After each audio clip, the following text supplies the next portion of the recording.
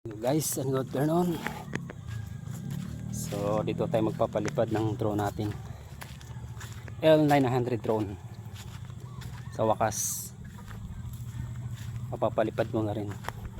Mula kasi nung nabili ko to, hindi ko pa tao napapalipad kasi maraming bahay at saka medyo hindi ko pa kabisado tong drone na to, kaya dito tayo sa probinsya magpapalipad.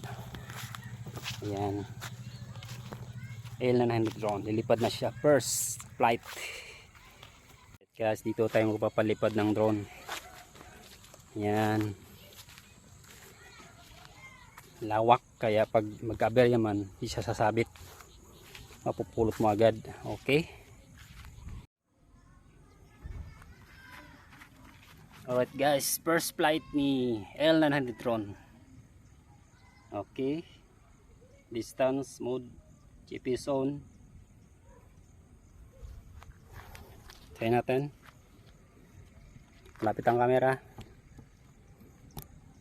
Okay,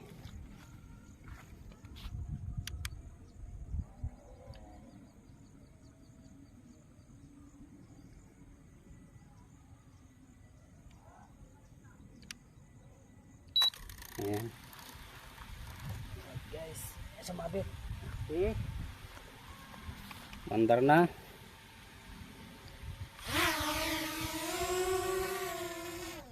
Ayan na.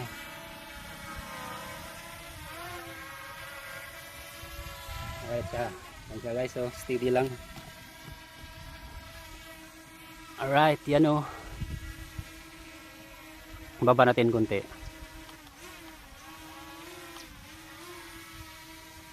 Height niya is 4. Okay, try natin papunta doon sa malayo.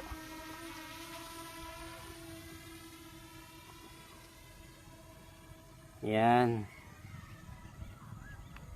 Diyan sa kaliwa, kanan. Ayan na siya guys. So medyo distance niya is 15 meter. Taas natin konti. Taas pa. Yan. Taas na niya. 18 height. Alright. Sana ba? Yan.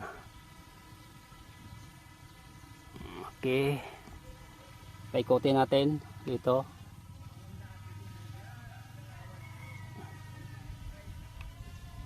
Ayan. Kaliwa. Ayan. Ikutin natin. Ayan guys. Yan yung drone natin na L900 drone. Ayos guys. Madali. Baba. Baba. Ayan na. Bababa na siya. Ayan na siya oh. Baba pa natin. Ayan. Baba. Ayan. So suwabe guys. Nabdaling pali pa rin. Baba. Ayan. Yan o. Right guys, nandiyan na yung drone natin, L900 drone. Hindi po siya gumagalaw. Yan. Kote natin.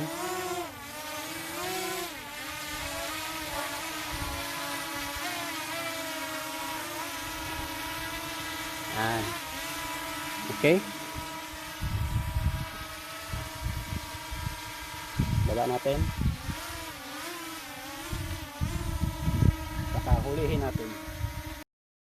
Alright guys, so mga kadonpe, nasubukan na natin tong L900 drone. L900 drone. L900 drone. So napakaganda. At saka pag lumipad siya, hindi siya malikot, sumasayaw, ganun. Steady lang siya guys, steady lang siya.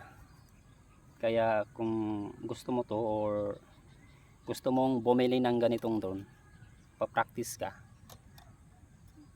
Astig. saka matibay. Sinubukan ko kanina yung home, bumabalik naman siya, kaya kinancel ko na lang, baka ano biglang kung siya sa lalanding.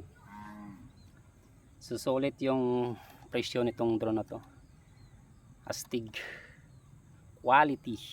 Alright, napakadaling paliparin. So susunod kukuha tayo ng